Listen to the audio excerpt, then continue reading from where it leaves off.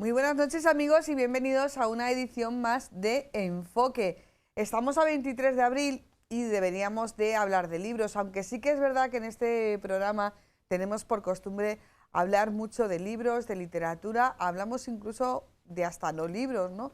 Estábamos recordando antes de comenzar este programa el que hicimos en la edición anterior sobre la teoría de la cancelación, cómo se están cancelando autores o contenidos. Bueno, pues en torno al Día del Libro traemos de hecho a nuestro espacio a tres queridos colaboradores que tienen una cosa en común, y es que los tres son lectores, probablemente una característica que está casi en un alto porcentaje de la humanidad en nuestro planeta. Ojalá que así fuera. Vamos a ver nuestro vídeo. Lee y conducirás. No leas y serás conducido. La máxima suena tan provocadora como siglos acarrea, ni más ni menos que Santa Teresa de Jesús, nuestra santa doctora de las letras. Lo dejó dicho y aún hoy suena absolutamente retadora. Hoy que celebramos el Día del Libro, pocos se atreverán a jactarse de decir que no leen, que leer es algo de modé, o simplemente aquello de yo ya veo el Twitter, la tele o Internet. Hoy toca decir que sí que se lee, que su libro preferido es el último de Aramburu y que en su mesilla de noche hay 3 o 4 libros pendientes. Pero muchos sabemos que eso no es verdad y que por muy día del libro que sea, no todo se puede aceptar. En España se lee, pero no lo suficiente. Según la última encuesta del Ministerio, los índices de lectura españoles aumentaron 5,7 puntos en los últimos 10 años, con una especial incidencia entre los adolescentes. El 64,8% de los españoles leen libros en su tiempo libre. Este porcentaje se incrementa hasta el 66,2% si se incorporan los lectores exclusivos de cómic. Los menores con edades comprendidas entre 10 y 14 años y entre 15 y 18 registran los mayores porcentajes de lectores frecuentes del total de la población. Entre los adolescentes de 15 y 18 años se registró un incremento de 11,8 puntos en los últimos 10 años. Los lectores frecuentes, aquellos que leen libros al menos una vez a la semana, se mantienen en el 52%. Sigue habiendo un importante porcentaje de españoles, 35,2%, que no leen nunca o casi nunca, si bien el porcentaje se ha reducido en estos 10 últimos años. El barómetro sigue detectando desequilibrios en los índices de lectura entre las diferentes comunidades autónomas, entre mujeres y hombres, y entre los diferentes tramos de edad. El porcentaje de mujeres lectoras en su tiempo libre es significativamente superior al de los hombres en todos los grupos de edad, diferencias que se han mantenido en los últimos 10 años. Las mujeres leen más libros, revistas y son más activas en redes sociales, mientras que los hombres las superan en lectura de prensa, cómics, webs, blogs y foros online. Casi el 65% de las mujeres leen algún libro al año, mientras que el porcentaje de los varones se queda en un 54%. 10 puntos de diferencia media que aumentan de un modo alarmante entre 45 y 54 años, la edad más lectora de las mujeres, 73%, mientras que los hombres no llegan al 52%. Curiosamente, y en contra de lo que aún se cree, los jóvenes son los más lectores.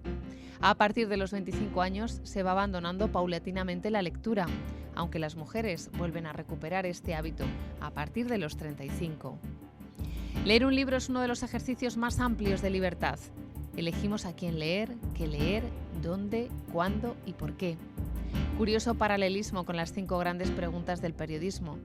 Ya saben lo de las 5 W. ¿Quién, qué, cómo, cuándo, dónde y por qué? Estas preguntas las aguantan pocas cosas. Una buena información periodística y un buen libro. Leamos, por tanto, para preguntarnos siempre y saber responder.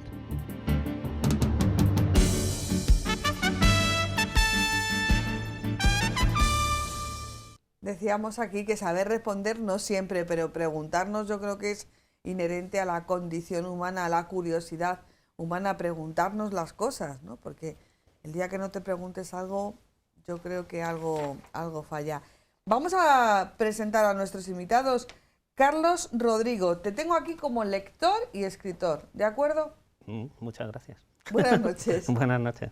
Tienes otras ocupaciones laborales, eres el director, gerente, responsable del Castillo de San Servando, que ahora que no nos oye Carlos desde que está allí, ojo, la vida que ha tomado el castillo y ojo, la de cosas que se han hecho en favor de la ciudad y en favor de los libros.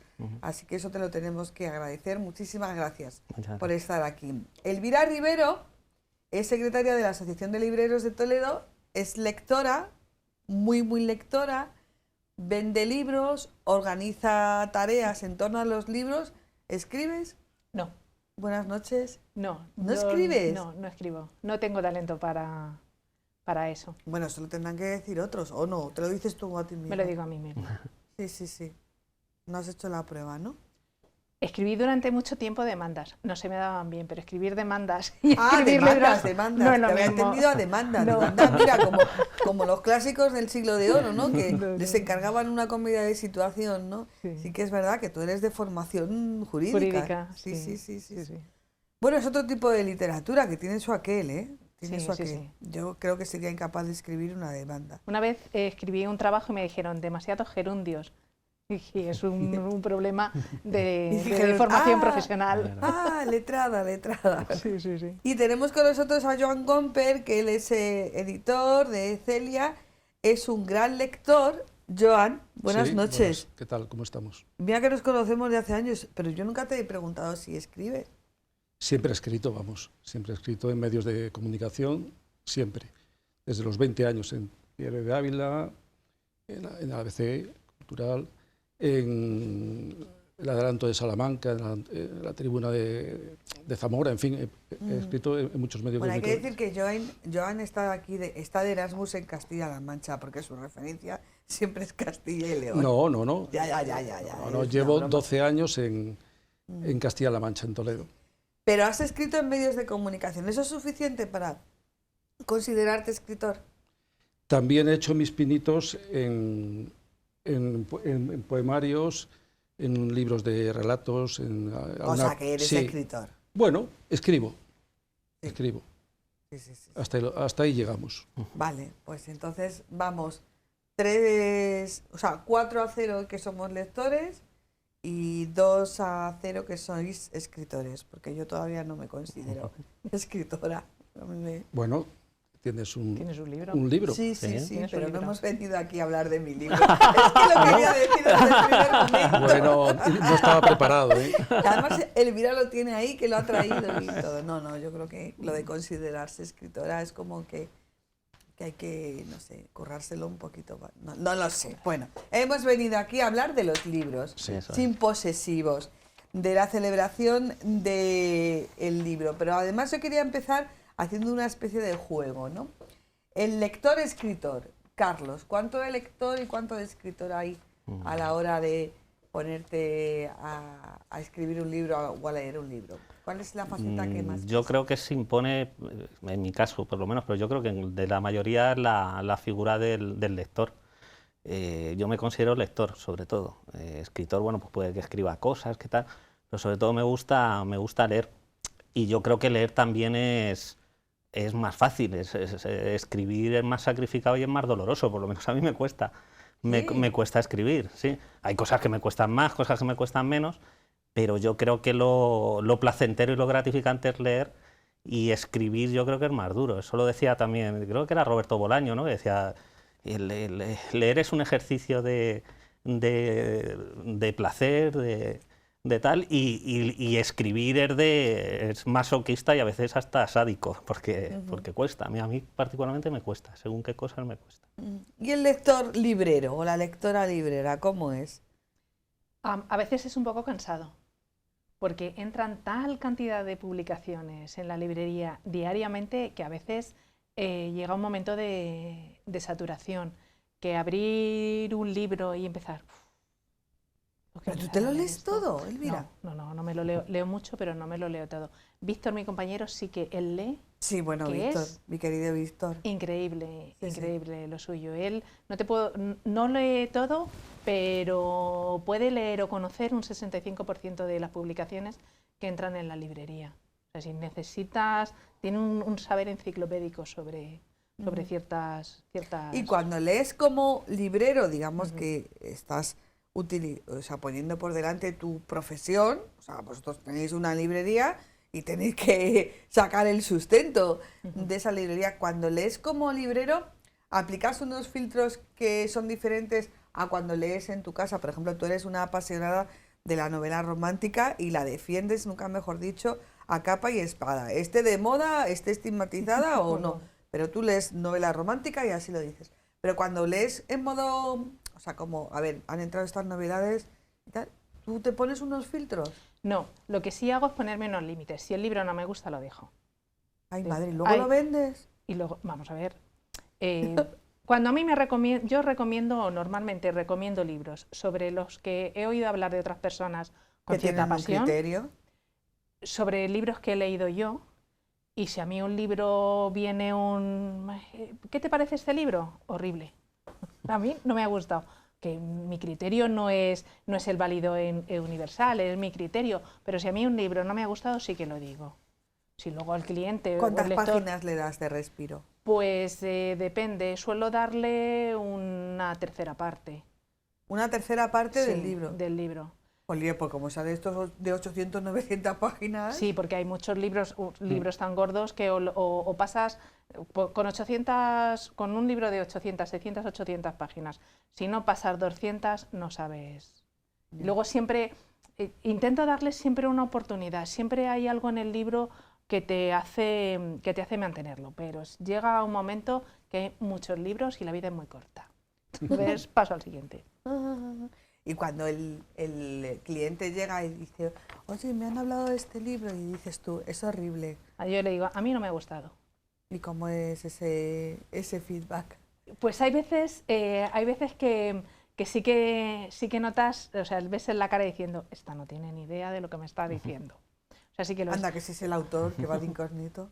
Y hay otras veces en los que el lector sí que te acepta la recomendación, porque eso, primero, el tiempo para leer es finito, los libros cada vez son más caros, la gente tiene menos capacidad económica y la está dedicando a otras cosas, entre comillas, más importantes, entonces agradecen una opinión sincera sobre un libro. O sea, porque la cuestión no es vender todo lo que tengas allí, la cuestión es vender cosas que sepas que a tus lectores les van a gustar. Y por eso van a volver. Efectivamente. ¿Y cómo lee un editor, Joan? Bueno, yo tengo dos tipos de lectura. Uno, la lectura placentera, que es la lectura, tengo un hábito de leer desde siempre, desde la infancia, y leo lo que me gusta, lo que no me gusta, releo mucho, incluso tengo un estante en el que los libros están por la parte no por el lomo, sino por el otro lado.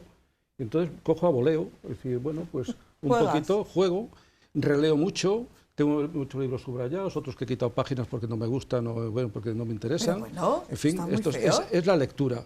E incluso yo recuerdo una vez que se hizo un estudio en el que participé con la Fundación Sánchez Ruiz Pérez en Salamanca, y decía, ¿dónde lees? Y la gente leía, pues, a la luz de una farola, en sitios muy románticos. Yo dije, a mí un sitio que me causa mucho placer y donde leo mucho es en el váter. Sí.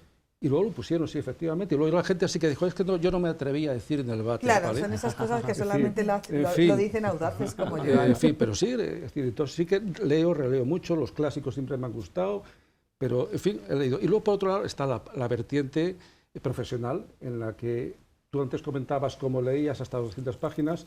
Nosotros tenemos un equipo editorial y hacemos una valoración de 0 a 5 y leemos pues como catas, hacemos catas como las sandías de velada, ¿no? Hacemos catas y vamos diciendo, aquí me gusta por este concepto, por el tema del argumento, por el tema de los personajes, por el tema de la línea argumental, y todo esto decimos, y luego hay otra parte, la parte económica, la parte de ventas, y esto lo vamos a saber vender, entrará en el circuito comercial correctamente. O sea que el mismo manuscrito lo leen a lo mejor 4 o 5 personas, sí, y cada una con, digamos, con un filtro, una vertiente, y sí, luego se pone en común, ¿no? Sí, efectivamente. Ah, qué interesante eso. Y entonces en función de eso, porque a mí me puede gustar, porque tengo un criterio pues que me gusta a lo mejor la creación de personajes, y en otro les gusta a lo mejor otro tipo de formato, y luego también influye mucho la parte, digamos, siendo una editorial independiente, que tenemos el recorrido que tenemos, sí que podemos llegar hasta donde se quiera llegar. pero sabemos que nosotros publicamos 20, 30, hacemos 20, 30 publicaciones al año y de ahí no vamos a pasar. Entonces, esas hay que argumentarlas muy bien, el cubo de Rubik hay que hacerlo muy perfectamente para que podamos llegar a un éxito y no a un exitus, que dicen los médicos y los abogados, ¿no? Es decir, y los que se quedan al mundo de los tanatorios también. Sí, sí. ¿Los libros son caros, Carlos? Bueno, yo creo que no.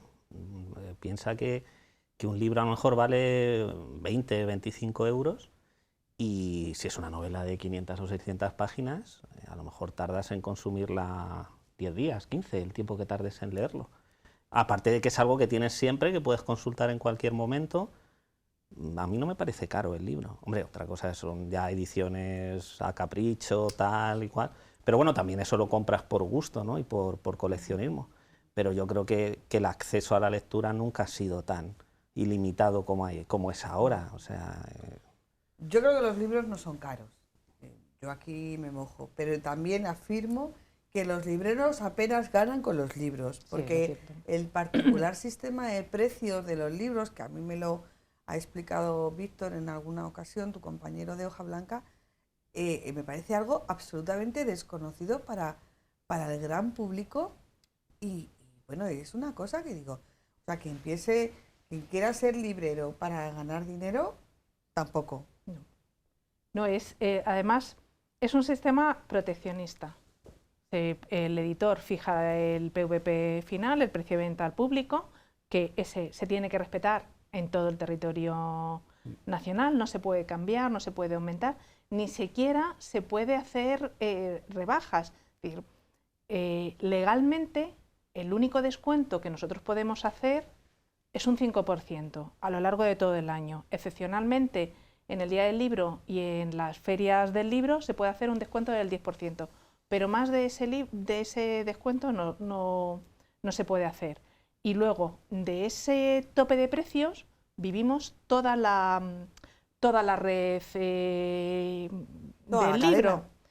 Empiezan los autores, entre más o menos es una cosa así, los autores entre un 8 o un 10% el que tiene suerte, luego están los distribuidores, que ellos nunca pierden, van a un 50-55%, luego estamos los libreros que vamos a un 25% o a un 30%, aunque ya hay editoriales gordas que nos dejan un 18% de descuento respecto del PVP, y luego lo que sobra va para el pobre editor que pone el dinero y es el último que O sea que el editor es el que menos gana. Sí, coincido con Elvira fíjate, en los como porcentajes. se ha girado así, yo Sí. digo, se van a enganchar. No, coincido. Yo creo que es el distribuidor el que, entre comillas, menos trabajo hace y más recibe. Sí, Uy, se parece a otros ámbitos económicos, otros Sí, sectores. vamos a ver, y luego en esos porcentajes tienes que restar el coste de la producción del libro. Es decir, claro, que eso corre a cuenta del editor. Claro. El papel, que es caro. Vamos a ver, el distribuidor gana siempre, venda o no venda. Sí. El librero va a ganar si vende. Si vende. Si no, nada. El autor, siempre y cuando tenga unos mínimos, los porcentajes de lo que diga el contrato de edición.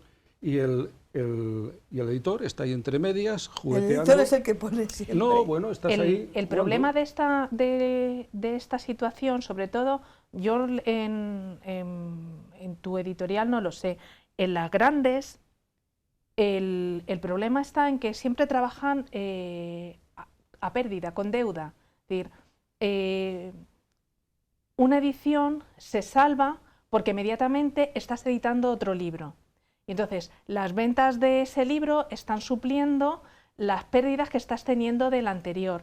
Y eso te provoca que necesariamente para mantener toda la maquinaria tienes que estar continuamente editando libros. Pero cuando te digo continuamente editando libros, Víctor, que el pobre hombre, hablamos mucho de él y no está aquí, que es el que hace la criba de las novedades que entran en la librería, él se puede estar viendo al mes 2.500 publicaciones, o sea, 2.500 libros que están entrando al mes, que es ridículo, o sea, es que no tiene ningún sentido. O sea, es que nosotros, porque filtramos mucho lo que entra en en la librería, también porque una de las cosas que no queremos es estar continuamente devolviendo libros a la distribuidora, es decir, conocemos ya bien cuál es nuestro mercado, que lo que entra se vende y se devuelve muy poquito.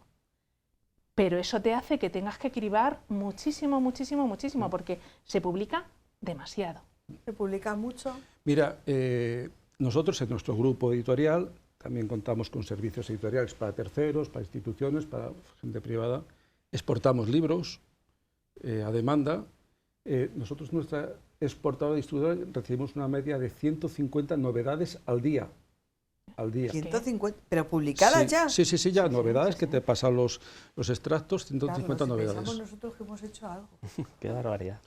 Ahí es donde tienes que meter el editor, todos los editores, grandes y pequeños, independientes y grandes grupos, tienen que meter sus publicaciones. Y luego también nosotros contamos con imprenta propia, que bueno, pues en fin, tenemos todo eso lo que hace al final el volumen de negocio. Pero lo que sí que es cierto es que lo que es la venta como tal, no tanto a pérdidas, pero sí que hay que jugar ya no solamente con las ventas directas en librerías, sino con ventas a través de instituciones, en centros culturales, comerciales, en fin, ferias, ventas de exportaciones por derechos de autor, en fin, todas esas cosas con las que juegas y que te obliga a moverte muchísimo para llegar a mantener pues, el sueldo de tus trabajadores. Yo que si pienso el tiempo que tú necesitas para recuperar la inversión que has hecho con un solo libro, es que es que si tuvieras que esperar para sacar el siguiente libro, haber recuperado claro, no llegas. Hay que tener un fondo, claro, un fondo mínimo y bueno, pues llevarte muy bien con la gente de los bancos. Sí. Bueno, pero eso todos, yo creo, independientemente. O sea que hemos quedado que se publica mucho, se gana dinero no tanto como, obviamente no es proporcional a lo que se publica, y no sabemos, porque es la gran pregunta de un día como hoy, si se lee o no se lee mucho en nuestro país. Dábamos unos datos del Ministerio de Cultura que se han hecho públicos precisamente por el Día del Libro. Dice que la última década ha subido el índice de lectura y notablemente, por ejemplo, en poblaciones que estaban especialmente señaladas entre los 15 y los 18 años. ¿Cuál es vuestra percepción? Por ejemplo, aquí al Castillo, al albergue, va mucha gente joven, mucha chavalería que viene a visitar Toledo o va de curso y tal. ¿Tú ves a la gente leyendo, Carlos? Hombre, cuando vienen aquí, no, aquí lo que vienen es a salir, a hacer turismo y a tal. Pero yo sí que estoy de acuerdo con, bueno, son datos, con que la época de la vida, que yo creo que cuando más se lee pues es entre los 15 y los 19 años, yo creo que ahí es cuando uno se forma su conciencia lectora, donde se forma la mayoría de sus lecturas preferidas, pues si le gusta un tipo de lectura, otro, aunque luego vaya evolucionando y vaya leyendo más cosas, pero yo sí que creo que esa es la época en la que se lee, y yo por la experiencia que tengo con chavales de esa edad, ¿no? Yo tengo hijos de esa edad, sí que se lee muchísimo en esa, ellos por lo menos leen bastante en esa época, entre los 15 y 18, sí que es verdad que cuando empieza la universidad yo creo que baja un poco la cosa, porque ya curioso eso, ¿no? Sales, te pones a estudiar, aunque yo siempre he sostenido que se tiene más tiempo en la universidad que en la época de eso, de entre los 12 y 17 años, porque yo creo que ahí se estudia más, y se estudia más disciplinado y más ordenado. Ya en la carrera, bueno, pues uno hace muchas más cosas aparte de estudiar. Pero yo sí que coincido que esa es la época en la que más se lee, y yo creo que se lee bastante. Otra cosa es que nosotros ya, pues por franja de edad y tal, pues muchas veces no sepamos muy bien lo que están leyendo o encajemos con sus gustos. O que tengamos que ampliar el concepto, claro, de efectivamente, qué es lo que se lee, pero yo creo lectura. que leen bastante. Obviamente ellos saben más porque ellos... ¿Se lee mucho o se lee más? Yo sí noto a la librería, y creo que mis compañeros libreros igual, que hay más gente joven que va asiduamente a una librería a ver lo que hay. Tiene menos capacidad económica, eso es cierto. Ven más qué lecturas van a coger, qué les gusta, de dónde pueden sacar el dinero. Yo, por ejemplo, lo que he notado es, nosotros tenemos un grupo de chiquitos que o vienen el viernes por la tarde o el sábado por la mañana y se suben a la segunda planta y están allí. Se sientan, cogen libros, charlan, se hacen una foto, no sé qué, se apuntan cuál es el libro que van a leer, se lo cogen, se empiezan a leerlo.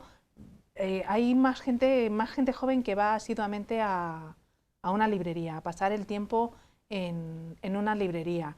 Y nosotros sí nos hemos tenido que poner un poco más las pilas en literatura infanto-juvenil, pues eso, entre 15 y 20 y tantos años, porque sí hemos notado que hay cierta demanda. Que se amplía un poquito el horizonte, porque, bueno, ya, de hecho, bueno, Toledo está celebrando la feria del cómic, el Comic Fest, el cómic / novela gráfica, que ya se ha incorporado a nuestra forma de hacer, pero tenemos también todo el universo manga, que también se está incorporando a nuestro día a día. Digamos que, Joan, lo que tenemos que hacer es, quizás los más mayores, ampliar el espectro un poco de lo que es la lectura, ¿no? Que ya no es novela, teatro, poesía, ensayo. Hay muchas más cosas que leer. Vamos a ver, quien se pone en formato audiolibro está leyendo, está recibiendo información lectora, ¿no?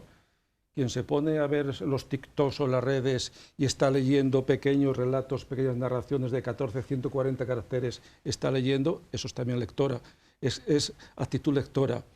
Tienen ese hábito, están incluso enganchados, tienen ese vicio, están enganchados. Quien, acabas de comentarlo, quien compra cómic y los pasa adelante, para atrás, para adelante, los mangas, y ven solamente o se quedan con los santos, están leyendo, bueno, están leyendo. En el fondo yo creo que lo importante es crear un hábito. Entonces, ese hábito, sea la edad que sea, lo vas a tener. Quien lo tiene, vas a leer mucho toda su vida. Quien no lo tiene, que estaban hablando de un 35% de la población, no lo va a tener nunca. ¿Por qué? Porque no siente placer. Claro. Aquí tú lo comentabas antes, es sentir placer. Si se siente placer, pues oye, esto me gusta. Quien siente placer con un cómic lo va a devorar toda la vida, aunque pase a otras lecturas. Yo soy fanático de los cómics de siempre. Claro. O sea, he leído desde los... No recuerdo, de los 3 años haber leído cómics. Y yo sigo leyendo cómics. O sea, yo tengo necesidad de leer cómics, porque es un hábito que tengo, efectivamente, y me produce un placer, que yo lo confieso, no me produce a lo mejor una novela o un poemario. O sea, yo sentarme con mi cómic, verlo, comentarlo con amigos míos que también le gustan cómics y dibujan cómics, a mí me produce una satisfacción tremenda, y es lo que él dice, es un hábito, es algo que te produce placer, o sea, y dices, por eso lo hago. Quienes se ponen, por ejemplo, que hay librerías que se dedican a juegos, tienen allí salas enteras que hacen juegos, entonces un señor va leyendo, ahora los malos avanzan 200 pasos, y el camino es tal, ahora tal, en el fondo estás haciendo un cómic, digamos, o interpretando una obra de teatro en base a unos muñequitos que tienes ahí. Pues también se reúnen gente en torno a esas librerías. En las bibliotecas ves que están llenas. Los clubes de lecturas, muchos de ellos municipales, ves que están llenos. Yo pertenezco a un club de lectura, el de Olías del Rey, y entonces ahí nos recomiendan libros que yo a priori no elegiría para mí. Pero digo, si esto lo han elegido y va por la edición número 13, pues será bueno, pues mira, estoy descubriendo nuevas lecturas. Qué ejercicio más interesante, ¿no?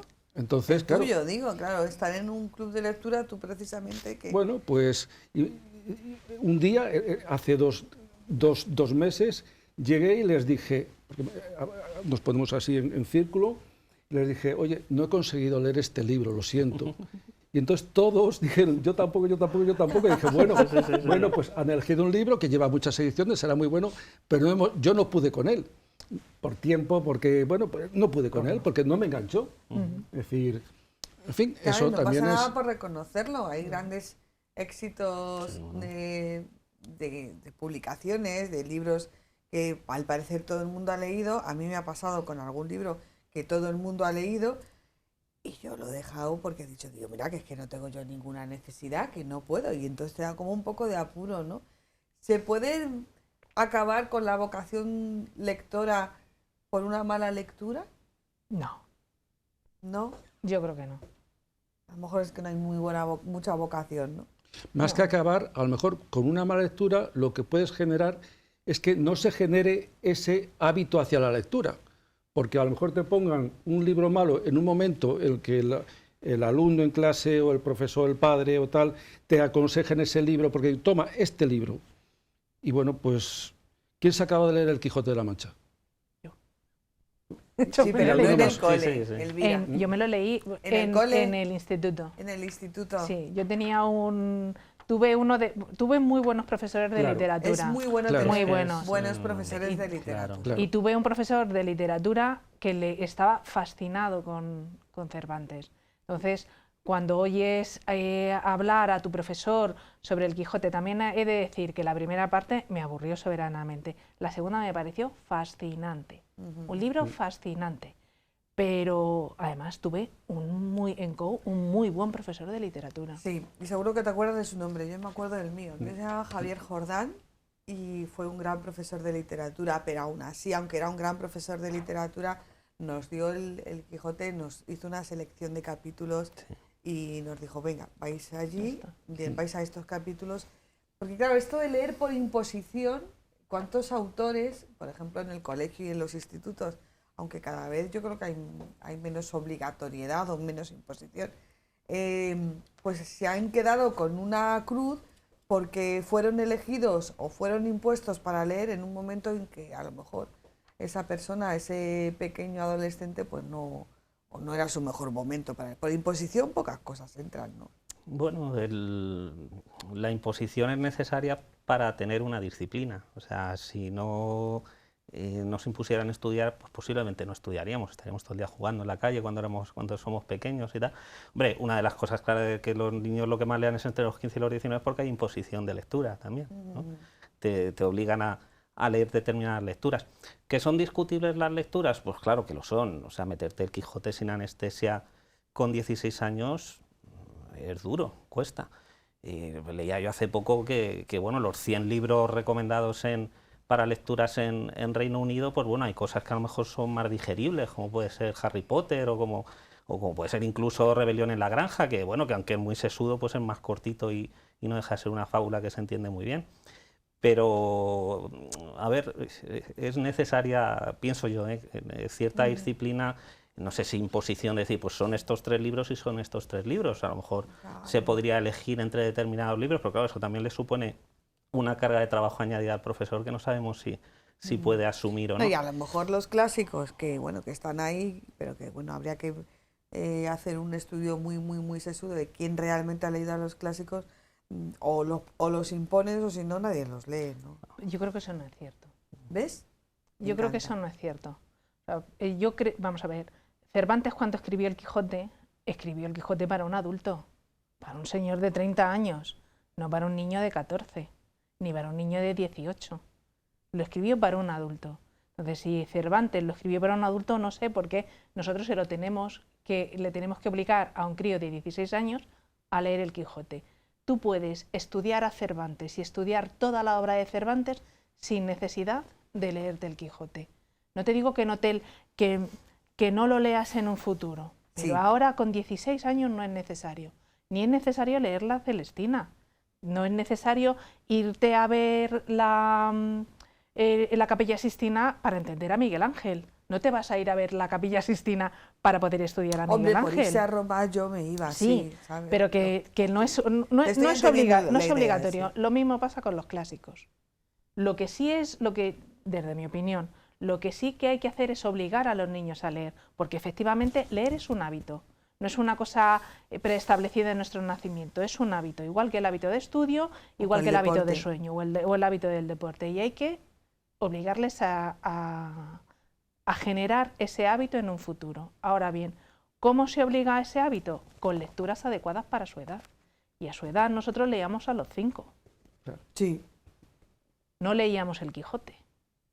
Entonces no pasa nada porque un crío de 12 años empiece con los 5, luego pase al youtuber de Marras, luego lea a la Joana Marcus y luego vaya a leer a Elizabeth Benavent, porque ya leerá a Ana Karenina. Si lo va a leer, si una persona que tiene hábito de estudios, toda esa literatura se le va a quedar corta y al final va a necesitar obrar de enjundia. Y la va a necesitar obrar de enjundia cuando tenga 18 años y va a decir, pues eso, me quiero leer Guerra y Paz. ¿Por qué? Porque puedo. Yo, por ejemplo, empecé con el hábito de lectura, más que por imposición, por negación. Digamos, a mí mi padre me dijo, en esa biblioteca no leas ni un solo libro. Tenía 15, 16, andaba con los 5, con los 7 secretos, con Marco y con los cómics. Y entonces dijo, ostras, basta que me lo prohíba, ahí entro yo seguro. Por rebeldía, ¿no? No, rebeldía, digo, bueno, pues a ver, ¿por qué no? ¿Y qué había en esa Los clásicos. biblioteca? Oye, pues dije, a ver por qué esto es interesante, a ver por qué el Quijote es interesante. Yo iba sacando, aquí no tiene nada peligroso. Y entonces, entre unas cosas y otras, iba leyendo. Y al final dije, este ya está tachado, iba a pedir una especie de que este también. Oye, que me lo leí todos. Él sabía, yo creo que era consciente de que efectivamente la llave que cerraba aquel cristalito se movía de vez en cuando. Y debía decir, coño, pues este hombre, este señor o este muchacho mío sí que está leyendo, ¿no? Pero claro, así creí yo, empecé con la vocación. Eran clásicos, luego pasaba más a otros autores más, en fin, relevantes, actuales, pero efectivamente allí no estaba Bolaño. Ahora ya son otros clásicos que son los clásicos y que no son los clásicos para ciertas edades, ¿no? Entonces, bueno, pues, en fin, pero sí que de esa manera se me acentuó, inicié el tema del hábito de lectura. Y entonces, bueno, pues además de eso, pues todavía existían los periódicos, iba a los periódicos, cogía los periódicos, los chequeabas que te duraban una semana, los dominicales. Entonces, al final, todo eso es leer, que es lo que decimos ahora, lo que estábamos comentando antes, con el tema de los chavales de ahora. ¿Un ebook es lectura? Pues sí, es lectura, y muchos lo llevan. El audiolibro, el leer redes, el ver en Facebook. Es verdad que hay mucha grosería literaria y no merece la pena leerlo. Yo lo dejaría en grosería. En fin, entonces además mucha grosería, ¿no? Digo. Claro, pero que sí que es cierto que debe haber alguien que por lo menos te dirija un poquito para decirte esto es bueno, esto es peor, esto es aconsejable para tu edad, esto no lo vas a entender por mucho que lo leas a la edad que te pongas. En fin, yo creo que sí que, pero para eso están las recomendaciones de los libreros, las recomendaciones, el boca a oreja, que también funciona muy bien, para saber, oye, este libro me ha gustado, pues mira a ver si te interesa. Es decir, en fin, existen sistemas que si estás interesado y que te guste el placer de la lectura, vas a tirar por ahí. ¿Y las modas en la lectura? Tuvimos unos años en los que era todo novela histórica. ¿Pueden morir de éxito o pueden quebrar alguna que otra vocación? Las modas es como todo, al final un clásico es algo que nunca pasa de moda. Los grandes, ¿cómo se dice? Los bestsellers. Es que yo normalmente a muchos bestsellers los llamo libros piscineros. Porque ahora se para la piscina y además si se mojan como que tampoco sufres mucho. Hombre, hay autores que tienen su momento, que venden muchísimo durante una época o en vida y luego se olvidan, ¿no? Yo sé, Martín Vigil o alguno de estos que ves ahí en todas las librerías de Lance están y ya nadie sabe quién es, pero en su momento me vendieron miles y miles de ejemplares. Bueno, hay momentos para cada lectura. Hay los que son bestsellers y los que son longsellers, claro. Los clásicos, pues eso es lo que comentábamos, nunca pasan de moda. Y los que están de moda pueden estarlo en un momento dado y luego no. Al final, bueno, perdurar lo que es perdurar, pues perdurarán los clásicos como siempre, ¿no? Los que al final se imponen en el tiempo, pero bien está que se lea también lo que está de moda si eso te ayuda a, pues eso, a divertirte, a pasar un buen rato y Por ejemplo, a seguir. Ya lo he dicho antes, Elvira defiende la novela romántica, que no está de moda. No. La novela romántica definida como lo que todos conocemos por novela romántica. Sí, lo chico que pasa conoce a chica o chica conoce a chico y sufre mucho y luego al final y termina siempre bien. Siempre ¿Siguen bien. terminando bien las novelas románticas? Sí, no es novela romántica. O sea, tiene que terminar bien. Sí, es una de las estructuras. Lo que pasa es que en la novela romántica sí que hay modas. Allí sí que o tendencias. Ahora hay una tendencia que a mí me parece horrorosa, que es el dark romance, que son... romance oscuro. Sí, o sea, pues son tipos, o sea, es el paradigma del tipo malo, malote, horroroso, que hace sufrir mucho a la chica y la chica es tan ilusa que cree que va a hacerle cambiar. Pero eso claro, ya lo canta Sabina muchas veces. Pero el tema está que pues utilizan mucho figuras de la mafia, el yakuza, asesinos, es decir, son gente, o sea, realmente malotes. Y romantizan mucho esa relación y generan arquetipos que son absolutamente horrorosos.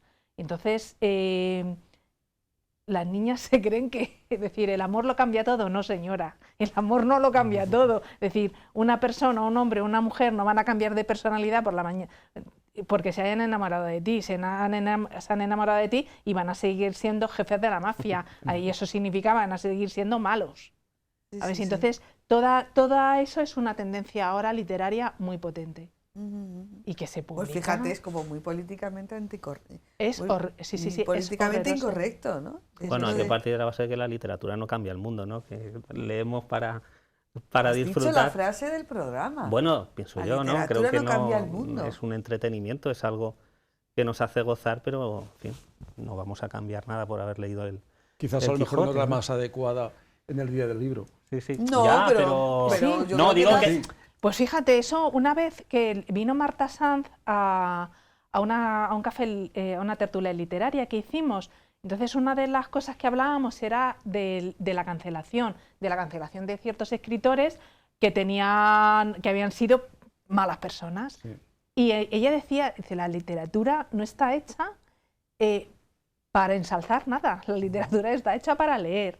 Y da igual que el literato sea una mala persona o una buena persona. Es decir, hay que separar Es el un debate libro muy interesante de la... Y ella era una... hasta ese momento no era... Yo era defensora de la cancelación del autor, pero eso me hizo abrir los ojos y pensar de otra forma. Efectivamente, la literatura no está hecha para cambiar el mundo. La literatura está hecha para leer.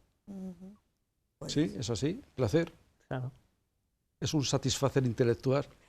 Y si es un placer perverso, pues nos gustan más los villanos que los héroes, pues bien está, ¿no? No, pero está bien, ¿no? Porque digamos que le ponéis mucha realidad a un día, ya sabes que nos encanta a un día en el que, bueno, se habla mucho de libros y en el que a lo mejor, pues muchísima gente solamente va un día a la librería que es hoy y va a comprar un libro y lo regala. Y ya si lo lee, pues o la persona a la que lo regala, se lo lee. Nos queda muy poco tiempo, yo no sé qué ha pasado con el reloj. Yo creo que ha sido Jesús, nuestro cámara, que lo ha adelantado. A mí se me ha pasado el tiempo volando. Y hay un tema que yo quería tocar con vosotros, ya que estamos en este lenguaje tan real, quitándole todo lo de glamuroso que tiene un día del libro, que es algunas de las cosas que están, algunos de los fenómenos que están alrededor de la literatura, pero alrededor de nuestra vida, como por ejemplo la irrupción de la inteligencia artificial o el fenómeno de la autoedición. Yo me enteré hace poco, y lo tengo que confesar, que hay determinados, que no son sellos editoriales, lo llamáis servicios editoriales, que tú llegas con tu manuscrito y digo, quiero que me publiques el libro, tú pagas y te lo publican. Entonces obviamente es un libro, pero claro, no tiene el filtro del editor. Y luego tenemos el tema de la inteligencia artificial, que está en nuestro día a día. Yo no sé hasta qué punto está suficientemente pública, es suficientemente público, y yo no sé si hay que hacer un ejercicio de honestidad entre todos, pero sobre todo con los lectores. Joan. Vamos a ver, ambos temas darían para programas largos y tendidos. Ya. Ambos temas son dos atajos, ¿vale? La inteligencia artificial es un atajo creativo en el que, bueno, pues a priori deberíamos decir, vamos a desecharlo, vamos a ir por el camino natural. Pero prueba de ello es que a todos los niveles, tanto literarios como otras artes y demás, pues se ha desarrollado, incluso se están viendo ciertos beneficios de la inteligencia artificial para temas, por ejemplo, del derecho, de la medicina, de análisis informáticos, etcétera. Se ve que tiene ciertos beneficios, pero tiene también mucha parte negativa, mucha zona gris, si no oscura, por lo menos mucha zona gris. En el mundo de la autoedición, que es otro atajo, es lo mismo. Es decir, yo tengo una obra, mi primera obra, yo se la pasé a un profesor, me dijo es muy mala, y yo dije, bueno, pues cojo y la publico. Eso lo hace mucha gente que está empezando, que está arrancando, que no solamente en autoedición, también van muchos libros que comercialmente no son rentables. Y entonces, ¿por qué? Porque son ensayos, libros de texto que no vienen a cuento, o de textos que no van a cuento, o porque es el cumpleaños de tus niños y lo quieres publicar, pero no lleva el recorrido comercial. Es decir, que, bueno, se entiende por ahí. Otra cosa es cuando a través de esa autoedición pretendes entrar en el circuito comercial. Es como si yo tengo mis tomates en mi casa me dicen que son muy buenos y entonces ya quiero venderlos en Mercamadrid. Bueno, pues, en fin, hay un salto cualitativo y cuantitativo. Esa metáfora o esa símil es el mismo que se puede aplicar al mundo de la autoedición. Si a ti vas a una editorial o a una agencia literaria y te dicen que es otro intermediario también que están por ahí y te dicen que no te lo publican, digo, pues yo lo quiero publicar porque es muy bueno. Claro, vas a inviertes X 1.000, 2.000, 3.000, 4.000 euros y los quieres recuperar. Con lo cual te obliga a ir con tu libro a vendérselo a tus amigos, a tus enemigos, al vecino del ático. El día de los patios de Toledo te vas a poner con tu libro porque tienes que vender tu libro porque no te queda otra. Vas a mover Roma con Santiago para que tu libro se pueda vender y recuperar esa cantidad. Pero ¿tú qué quieres? ¿Recuperar esa cantidad o quieres que te lean? Si quieres que te lean, tienes que entrar sí o sí en estos circuitos comerciales de ferias, de librerías, de agencias. También puedes hacerlos, ocupas lugar, estás ahí. Y bueno, antes os comentaba esta historia, que en los ISBNs comprados por las dos principales editoriales de autoedición de España, han sido solamente dos han publicado 8.000 títulos al año, el año 23. 8.000. 8.000, ¿vale? Que es aproximadamente un 10, un 15% de lo que se publica nueva en España, ¿vale? Y eso es la autoedición. Es así, está ahí, ha llegado para quedarse. ¿Va a desaparecer el resto de edición? Pues no, es como cuando llegó la tele, parecía que las radios iba a desaparecer. Pues tienen su nicho y cada uno tiene su nicho. ¿Van a desaparecer las librerías porque haya llegado Amazon? Bueno, pues a lo mejor se tienen que recolocar. En Amazon también hay mucha autoedición, muchísima autoedición. Casi todo es autoedición. Y ahí están ocupando un espacio. Tienen su distribuidor, entonces te lo ponen entre los más vendidos, que eso es fake, eso es mentira pura y dura, pero son bueno, sus libros. En fin, no conoce es otro todos tema. estos intríngulis, el lector, pues a lo mejor habría que explicárselo un poquito más, ¿no, Elvira? El lector no es tonto, es decir, el lector sí, el lector sabe cuando una cosa es autopublicación y no, es decir, la calidad de un libro de una editorial ad hoc y la que te ofrece el señor que ha decidido que su obra es maravillosa y la tenemos que leer todos y se la ha autopublicado, es muy evidente. En Toledo hay una cantidad de libros históricos toledanos que han sido autopublicaciones, que alguien ha decidido que lo que tenía que decir era interesante, aunque no lo fuera. Y a mí me parece un problema, sobre todo los servicios editoriales, porque es como dice Gomper, ocupan un espacio que debería ocupar otro tipo de obras. Y muchas veces no pasa nada porque nos digan que no. Es decir, el editor corre con el riesgo de quedarse con una gran obra, como fue en el caso de Harry Potter, pero muchas veces el editor hace una criba de cosas que no valen. Es decir, es que a nosotros no llegan libros en la librería, porque a mí me da un poco de penita muchas veces. Digo, bueno, pues aquí te tengo, pero hay cosas que no deberían haber visto la luz nunca, porque no están bien corregidas, porque no están bien editadas, porque no están bien encuadernadas o porque no están bien escritas, es decir, porque son obras que no merece la pena. Muchas veces nosotros tenemos que hacer, la persona que quiere ser un escritor tiene que hacer un ejercicio de autoconvencimiento de si puedo escribir o si no puedo escribir. Lee a algún autor que haya estado publicado por una editorial convencional y piensa si tú puedes llegar a ese nivel. Si no puedes llegar a ese nivel, déjalo, si no pasa nada. No pasa nada. Ya, pero bueno, yo creo que también es el signo de los tiempos, ¿no? Este afán que tenemos por ser, primero por ser únicos y luego porque todo el mundo sepa que somos únicos, ¿no? Carlos, tú que no eres ni librero ni editor, a lo mejor en este ámbito...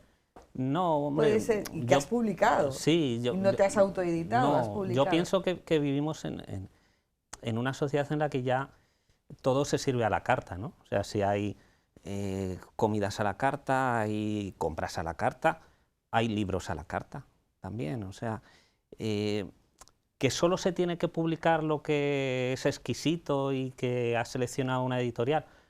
Posiblemente sería lo ideal, pero ¿qué impide a una persona que quiera publicarse que se publique y que se busque las mañas para hacerlo?